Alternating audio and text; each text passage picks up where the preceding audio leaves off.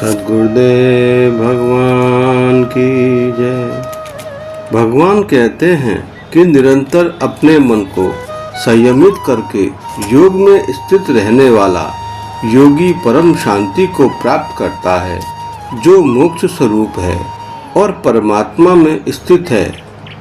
युञ्जन्नेव सदात्मानं योगी नियत मानसे शांतिम निर्वाण परमाम मत संस्थाम अधिगच्छति। भगवान कहते हैं कि जब साधक सभी नियमों का पालन करते हुए अपने मन को परमात्मा में स्थिर रखता है, तो उसका अंतःकरण पूर्ण रूप से शांत हो जाता है। युञ्जन एवं अर्थात इस प्रकार निरंतर अभ्यास करते हुए केवल कभी कभी ध्यान करने से नहीं, बल्कि नियमित साधना और निरंतर आत्मनियंत्रण से योग सिद्ध होता है। सदा आत्मानाम अर्थात योगी अपने चित्त को बार बार परमात्मा की ओर लगाता है।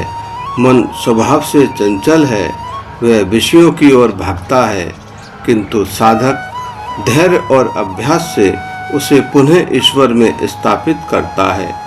नियत मानस है अर्थात जिसने अपने मन को अनुशासित कर लिया हो। जब मन इच्छाओं, भय, क्रोध, मोह और अस्थिरता से मुक्त हो जाता है, तब उसमें एक गहन शांति उत्पन्न होती है। भगवान कहते हैं ऐसा योगी निर्वाण परमाम शांति को प्राप्त करता है, अर्थात केवल दुखों का अंत नहीं, बल्कि अहंकार, वासनाओं और जन्म मरण के बंधन से भी मुक्त हो जाता है। मत संस्थाम अर्थात भगवान में स्थित अवस्था। जब साधक का मन पूर्णतः परमात्मा में लीन हो जाता है, तब वह अपने वास्तविक स्वरूप को पहचानता है। उस अवस्था में वह स्वयं को शरीर या मन तक सीमित नहीं मानता, बल्कि परम चेतना का अंश अनुभव करता है। यही योग का अंतिम लक्ष्य है।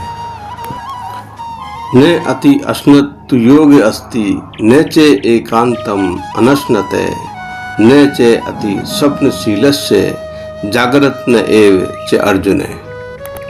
भगवान कहते हैं कि योग केवल समाधि का विषय नहीं है, बल्कि जीवन में प्रत्येक व्यवहार में संतुलन आवश्यक है। शरीर और मन दोनों का स्वास्थ्य योग साधना के लिए आधार है। यदि जीवन में अति या अत्यधिक कठोरता होगी, तो मन स्थिर नहीं रह सकेगा। नातस्य नते अर्थात बहुत अधिक खाने वाला। जो व्यक्ति स्वाद और भोग में लिप्त होकर आवश्यकता से अधिक भोजन करता है, उसका शरीर भारी और आलसी हो जाता है। अधिक भोजन से इंद्रियां भी चंचलता और तंद्रा बढ़ती है, जिससे ध्यान और मन की एकाग्रता कठिन हो जाती है।